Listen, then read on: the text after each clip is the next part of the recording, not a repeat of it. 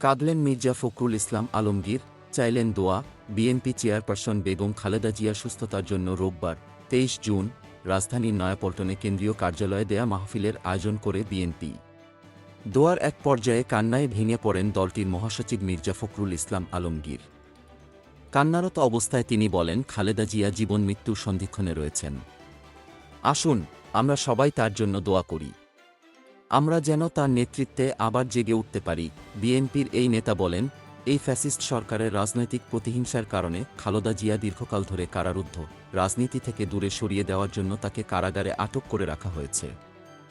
তাকে বাসায় থাকার সুযোগ দেওয়া হলেও তিনি পুরোপুরি বন্দী আছেন। ফখরুল অভিযোগ করেন, কারাগার থেকেই তিনি অসুস্থ হয়েছেন, তার কোনো চিকিৎসা হয়নি। এই সরকার প্রধান ব্যক্তিগত রাজনৈতিক প্রতিহিংসার কারণে খালেদা জিয়াকে হত্যা করার উদ্দেশ্যে চিকিৎসা থেকে বঞ্চিত রেখেছেন। এদিকে হাসপাতালে চিকিৎসাধীন খালেদা জিয়ার হৃদযন্ত্রে রোববার ২৩ জুন সন্ধ্যায় পেসমেকার বসানো হয়েছে। এর আগে শুক্রবার ২১ জুন দিনগত রাত ৩:৩০টার দিকে শারীরিক অবস্থার অবনতি হলে খালেদা জিয়াকে রাজধানীর এভারকেয়ার হাসপাতালে ভর্তি করা হয়। ৭৯ বছর বয়সী বিএনপির এই নেত্রী ডায়াবেটিস, আর্থারাইটিস, হৃদরোগ, ফুসফুস, লিভার ও কিডনির বিভিন্ন জটিল রোগে ভুগছেন। গোলাম মোস্তফা, ডেস্ক রিপোর্ট, বিই নিউজ, ঢাকা।